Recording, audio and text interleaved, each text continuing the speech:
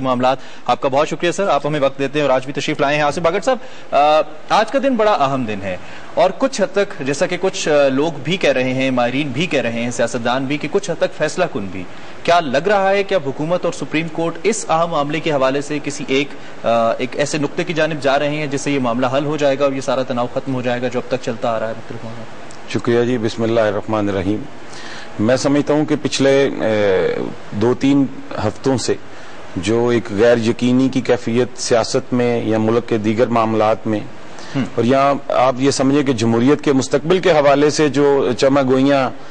جو تھی وہ پارلیمان کی گیلریز میں بھی ہو رہی تھی، میڈیا میں بھی اس کا جو ہے وہ تذکرہ تھا، اور سول سوسائٹی اور باقی جو جتنے بھی مکتبہ فکر ہیں سب میں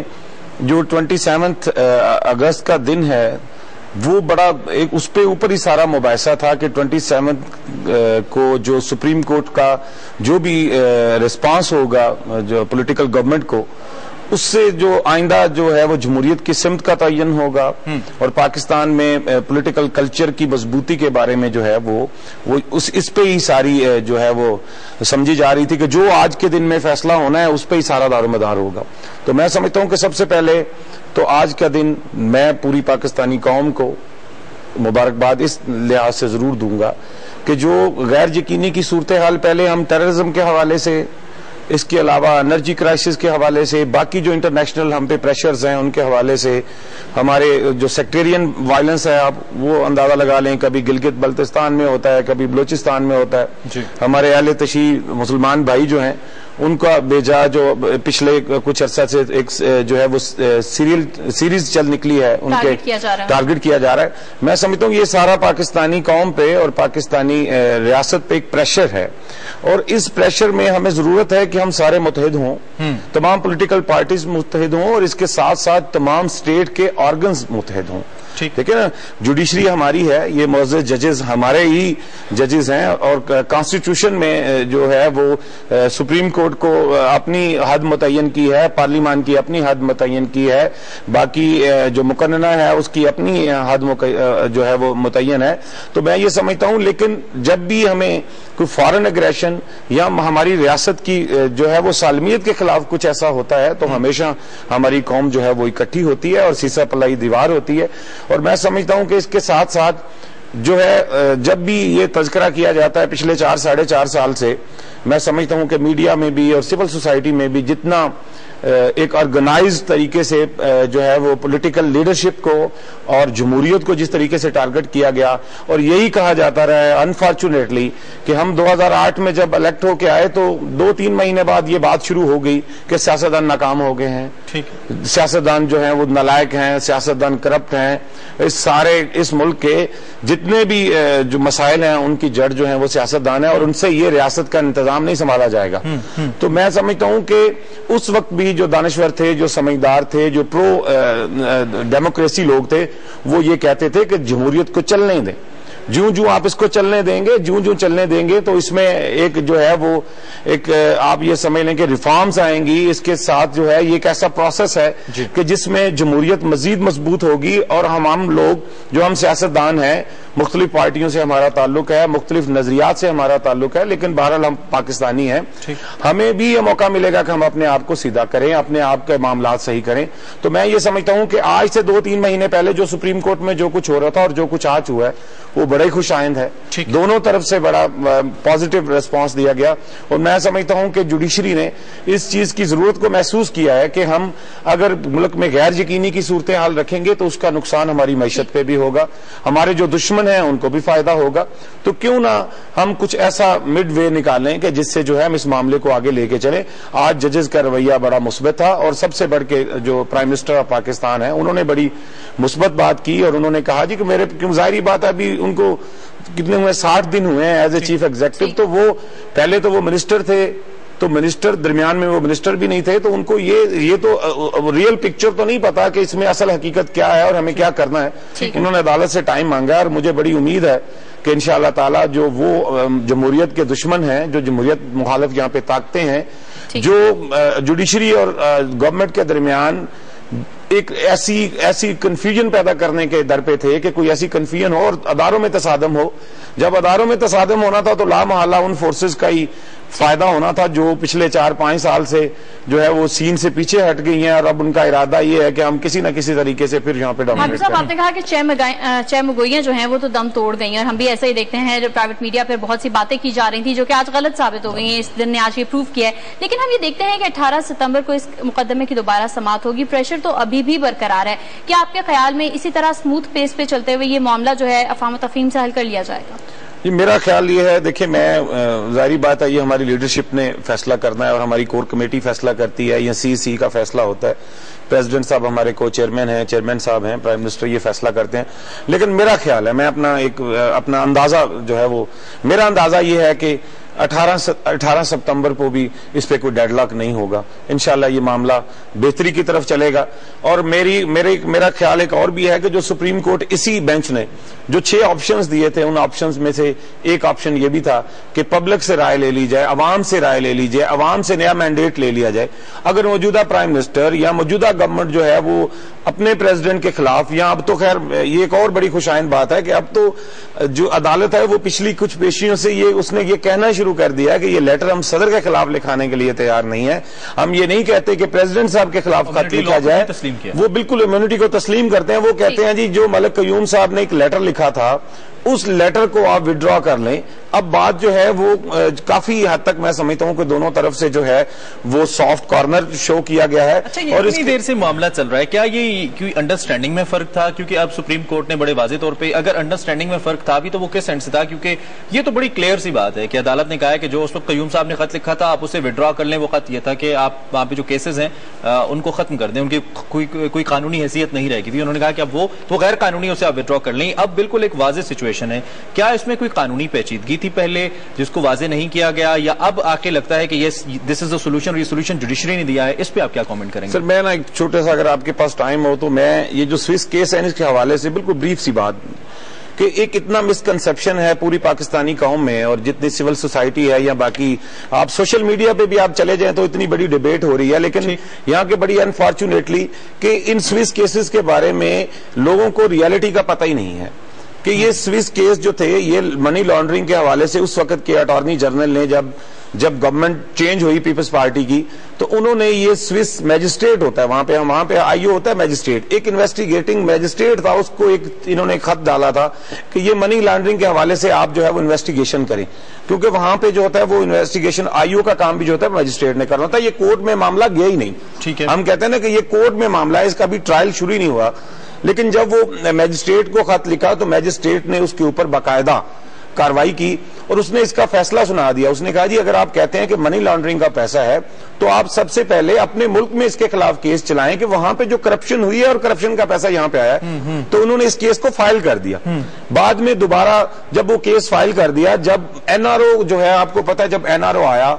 پرویز مشرف صاحب اس کے خالق تھے اور پارلیمنٹ نے بھی اس کو تحفظ دیا، اور پیپلز پارٹی کے تو آپ کو پتا ہے کہ محترمہ شہید محترمہ نے این آر او کی مخالفت کی تھی، کیونکہ این آر او میں صرف 52 پالیٹیشینز تھے جن کو فائدہ تھا، 8,500 لوگوں میں سے صرف 52 سیاستدان تھے، ان 52 سیاستدانوں میں سے کوئی 5-6 تھے جو پیپلز پارٹی کے تھے، ٹھیک ہے۔ تو محترمہ نے اس وقت بھی این آر او کی مخالفت کی، لیکن محترمہ یہ چاہتی تھی کہ کسی طریقے سے اس ڈکٹیٹر سے جان چھڑائی جائے تو ہم اس معاملے کو آگے لے کے چلیں۔ تو اس وقت انہوں نے یہ کیا، جب این آر او آیا تو انہوں نے خود سے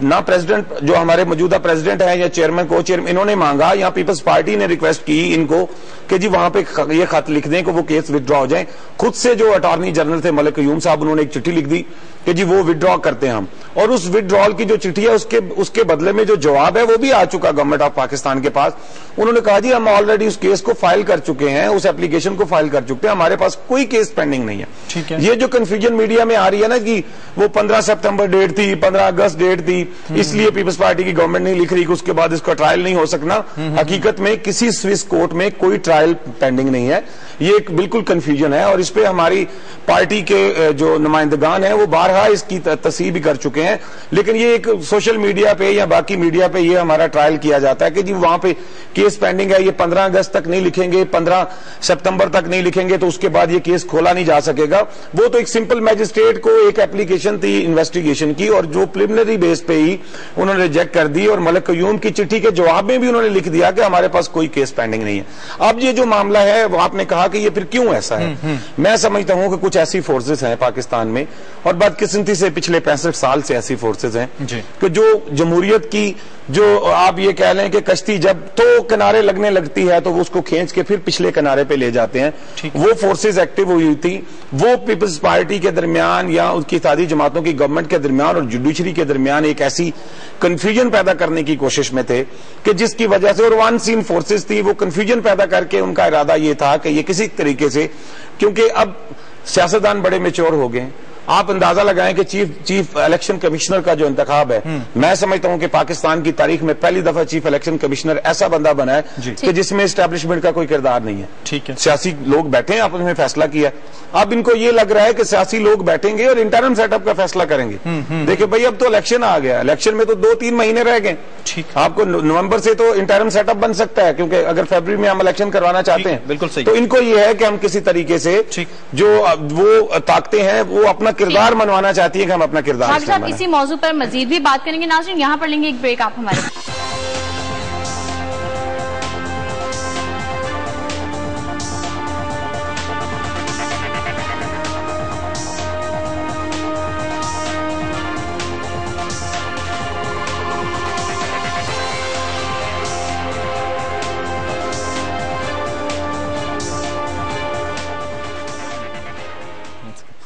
ناظرین ویلکم بیک. بات ہو رہی ہے سپریم کورٹ میں NRO عمل درآمد کیس کے حوالے سے. ہمارے ساتھ اسٹوڈیوز میں موجود ہیں بھاگٹ صاحب, انہی سے مزید بات کریں گے. جی بالکل, اور ایک جو موضوع چل رہا تھا, موفر بھی یہی بات کر رہے تھے کہ یہ اتنی ٹیکنیکلی ایسی باتیں ہیں, اگر ان کو اس طرح سے تھورلی ڈسکس نہ کیا جائے تو عوام تک بہت سے ایسے حقائق ہیں جو پہنچ نہیں پاتے. بھاگٹ صاحب, میں تھوڑا سا آپ کی رائے لینا چاہوں گا آپ کے کولیشن جماعتوں کے کردار کے اوپر. اب تک ہم نے دیکھا یہ بہرحال پاکستان پیپلز پارٹی کی بہت بڑی کامیابی رہی, اور پرٹیکولرلی صدر آصف علی زرداری کی, کہ انہوں نے تمام جماعتوں کو ساتھ لے کر چلا. اب بھی جب معاملہ آیا, تھوڑا سا کٹھن وقت تھا پاکستان پیپلز پارٹی پہ, قائد ایوان کے مستقبل کا فیصلہ جسے کہہ لیں ہونا تھا, اس کے باوجود کولیشن جماعتیں ساتھ کھڑی نہیں. کولیشن جماعتوں کا کس حد تک کردار رہا ہے اب تک آپ کو یہاں تک لانے میں, جمہوریت کی کو پٹری سے نہ اترنے دینے میں, اور آگے جو 18 تاریخ اب آ رہی ہے اس میں اب کولیشن جماعتوں کا کردار کس حد تک اہم ہو گیا ہے کسی بھی فیصلے کے حوالے سے؟ دیکھیں, میں جب پہلے گزارش کر رہا تھا کہ میں اپنی ایک رائے دے رہا ہوں, اپنی آبزرویشن آپ کو بتا رہا ہوں کہ مجھے یہ لگتا ہے کہ پاکستان میں پچھلے 65 سال میں, چاہے وہ ڈکٹیٹرز رہے یا پولیٹیکل گورنمنٹس بھی رہیں, ان میں 2-4-5 سال ایسے تھے جو بھٹو صاحب کی جو پہلی گورنمنٹ تھی کہ اس وقت جو ہماری اسٹیبلشمنٹ ہے, سول اسٹیبلشمنٹ یا ملٹری اسٹیبلشمنٹ, اس کا کردار جو تھا وہ بالکل سیاست میں نہیں تھا. ٹھیک ہے, لیکن اس کے بعد جو ہے انفارچونیٹلی 77 سے آن ورڈ آپ یہ اندازہ لگا لیں کہ 2 ٹینیور مسلم لیگ نواز کے آئے یا پاکستان مسلم لیگ اسلامی جمہوری اتحاد کے آئے یا پیپلز پارٹی کے آئے, تو ان کا کردار جو تھا وہ مائنس نہیں کیا جا سکا تھا. ٹھیک ہے, جس کی وجہ سے جب ان کا دل کرتا تھا وہ 2-4 چھوٹی پارٹیوں کو ادھر سے ادھر ہلا کر جو ان کے وزٹر ہوتے تھے اور گورنمنٹ کو توڑ دیتے تھے, اور اس کے بعد نئے الیکشنز آ جاتے تھے, اور انٹرم سیٹ اپ بھی ان کا ہوتا تھا, چیف الیکشن کمشنر بھی ان کا ہوتا تھا, اور ریگنگ بھی ان کی ہوتی. لیکن میں آپ کو یہی گزارش کروں کہ اب ایسا نہیں ہو رہا. اب سیاستدان جتنے بھی سیاست ہیں, آپ اندازہ کریں کہ میاں نواز شریف صاحب نے پبلکلی اس بات کو اعتراف کیا کہ ہم قوم سے معافی مانگتے ہیں کہ جو ہم ڈکٹیٹروں کے کندھوں پہ بیٹھ کے آ کے سیاست کرتے ہیں. مطلب یہ اب سارے سیاستدانوں کو, چاہے کیو لیگ ہے, کیو لیگ کو یہ سمجھا جاتا تھا کہ یہ تو کنگز پارٹی ہے, لیکن کیو لیگ کی جو لیڈرشپ ہے اس نے بھی اس چیز کا احساس کیا. لیکن جب سیاستدانوں کو, جب مجھے یہ پتا چل گیا نا کہ میں نے کسی غیر جمہوری طاقت کے دروازے پہ نہیں جانا, مجھے ضرورت نہیں ہے سیاست کرنے کے لیے, اور یہ کلچر ایسا پروموٹ ہو رہا ہے, تو کوئی نہیں جائے گا. اب میں یہ سمجھتا ہوں کہ ساری پولیٹیکل جو پارٹیز ہیں ان کو شہید محترمہ بینظیر بھٹو صاحبہ کا جو ویژن تھا, جو وہ مفاہمتی پالیٹکس تھی, اب جب شروع میں ریکنسلیشن کی بات ہوتی تھی تو زیادہ تر تنقید کرنے والے لوگ یہی کہتے تھے, جی بس یہ ریکنسلیشن کا مطلب یہ ہے کہ رل مل کے سارے جو ہے وہ سارے اقتدار میں آ جائیں. لیکن اب ان کو پتا چل گیا سب کو کہ ریکنسلیشن یہ تھی. ریکنسلیشن یہ تھی کہ ہم نے 18th امینڈمنٹ کی, ریکنسلیشن تھی 19 کی, 20th کی. لیکن 20th امینڈمنٹ پہ بھی مسلم لیگ نواز اور پیپلز پارٹی کتنے دور تھے, لیکن انہوں نے جمہوریت کو بچانے کے لیے اکٹھے ہوئے. اور چیف الیکشن کمشنر کا میں نے آپ کو پہلے بھی گزارش کی کہ پاکستان کی تاریخ میں پہلی دفعہ ہو رہا ہے کہ چیف الیکشن کمشنر کسی اور دروازے سے نہیں آیا. سیاستدان آپس میں بیٹھے ہیں, انہوں نے طے کیا ہے کہ یہ اچھا بندہ ہے, نیک بندہ ہے, اس کو لیں. اور میں سمجھتا ہوں کہ سارے سیاستدانوں کو اس چیز کا احساس ہو گیا ہے کہ ہم یہ جو یہ جو 2000 آپ سمجھے 13 میں اقتدار جو ہے وہ ٹرانسفر ہونا ہے, یہ اگر سیاستدانوں سے ہی سیاستدانوں کو اقتدار ٹرانسفر ہو جائے گا تو میں سمجھتا ہوں کہ اس ملک میں جمہوریت جو ہے وہ اتنی مضبوط ہوگی شاید پچھلے 20-25 سال. بھاگر صاحب, الیکشن نزدیک ہیں, جیسے کہ ابھی بھی آپ نے اپنی بات میں ذکر کیا ہے. اتحاد ہم دیکھتے ہیں کہ جب یہ حکومت شروع ہوئی تھی اتحاد کی ایک اور روپ ہمارے سامنے تھا. اب جو ہے اتحاد کچھ نئی جماعتوں کا ہمیں نظر آتا ہے, جو کہ اتحادی تھے وہ اپوزیشن میں جا کے کھڑے ہو گئے. آپ کے خیال میں الیکشن نزدیک ہے, اس معاملے کو لے کر اپوزیشن کتنی پوائنٹ سکورنگ کرے گی اور اس کے حوالے سے آپ لوگوں نے کوئی لائحہ عمل ترتیب دیا ہے؟ دیکھیں جی, پہلی بات تو یہ ہے کہ اپوزیشن یہاں پہ اپوزیشن متحد ہی نہیں ہے. یہ تو آپ اپوزیشن کو ایک ٹیبل پہ بٹھا دیں, جتنے بھی اپوزیشن جماعتیں ہیں وہ کبھی بھی ایک ٹیبل پہ بیٹھنے کے لیے تیار نہیں ہے. میں سمجھتا ہوں کہ ہماری لیڈرشپ نے, ہمارے کو چیئرمین کی ان کا جو پولیٹیکل ویژن تھا, دیکھیں یہ بات ہم مانتے ہیں کہ ہم کوئی گڈ گورننس کی ایسی مثال نہیں قائم کر سکے. اس کی وجہ یہ تھی, میں پہلے بھی گزارش کر چکا ہوں کہ لا اینڈ آرڈر کے ایشوز تھے, انرجی کرائسس تھا اور دیگر مسائل تھے کہ ہم یہاں پہ ہم نے دودھ کی نہریں بہا دی. لیکن ایک بات ضرور ہے, پاکستان میں پیپلز پارٹی کا سب سے بڑا دشمن جو ہے وہ بھی یہ ماننے کے لیے تیار ہے کہ پریزیڈنٹ آصف علی زرداری نے اس ملک میں سیاستدانوں کو سیاست سکھائی ہے کہ سیاست کسے کہتے ہیں, اور وہ سیاست کو لے کے آگے چلے. اس چیز کو سب مانتے ہیں کہ سیاست لے کے وہ چلے, اور سیاست انہوں نے سکھائی ہے. ہم یہاں پہ راجہ پرویز اشرف وزیر اعظم پاکستان نے جو سٹیٹمنٹ دی ہے آج کے دن کے حوالے سے, جیسا کہ آپ کو معلوم ہے آج NRO عمل درآمد کیس کی سماعت تھی, جس میں کہ میں یہ وقت جو آج میں نے مانگا ہے یہ میں اس لیے نہیں لے رہا کہ کوئی تاخیری حربہ اپنایا جائے یا اس معاملے کو لٹکایا جائے. انہوں نے کہا کہ میں اس معاملے کو حل کرنا چاہتا ہوں, جس پر سپریم کورٹ نے ان کے اس جیسر کی تعریف بھی کی. آصف بھاگر صاحب, آپ سے اس وزیر اعظم کے بیان کے اوپر میں کامنٹ لینا چاہوں گا. ہی از بین ویری پازیٹیو, سید یوسف رضا گیلانی بھی, لیکن اب چونکہ صورتحال کافی کلیئر ہوتی نظر آتی ہے, سچویشن کسی فیصلے کی جانب جاتی نظر آتی ہے, اس بیان کے حوالے سے آپ کیا کہیں گے؟ لیکن میں پہلے جیسے آپ سے گزارش کر رہا تھا کہ جوں جمہوریت کی پٹڑی پہ جمہوریت کی ریل چلتی جاتی ہے اور جوں ایک اسٹیشن جو ہے وہ آپ چھوڑتے آگے نکلتے جاتے ہیں, تو وقت کے ساتھ ساتھ آپ میں سیاستدانوں میں اور مختلف سٹیک ہولڈرز میں خود بخود میچورٹی آتی جاتی ہے. اور جب یہ بات کی جاتی ہے کہ جو بدترین جمہوریت ہے وہ بھی ڈکٹیٹرشپ سے بہتر ہوتی ہے, تو اس کا مقصد یہی ہوتا ہے کہ جو غلطیاں جب ہم 2008 میں اقتدار میں ہم آئے تھے, یا پاکستان پیپلز پارٹی کی گورنمنٹ میں اقتدار میں آئی تھی,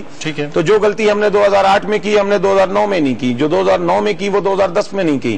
جو اپوزیشن نے اس وقت غلطیاں کی انہوں نے بھی اپنی غلطیوں کا ازالہ کیا. میں سمجھتا ہوں کہ سیاست میں, جمہوریت میں اصلاح احوال ہر وقت ہوتا ہے, اور میں سمجھتا ہوں کہ جو ہمارے سابق وزیر اعظم ہیں یوسف رضا گیلانی صاحب, انہوں نے بھی عدالت کے سامنے پیش ہونے میں اور عدالت کی توقیر اور تعظیم کے حوالے سے ان پہ بھی کسی قسم کا عدالت نے کوئی ایسا الزام نہیں دیا تھا کہ انہوں نے کوئی عدالت کی توقیر کو جو ہے وہ پامال کیا تھا.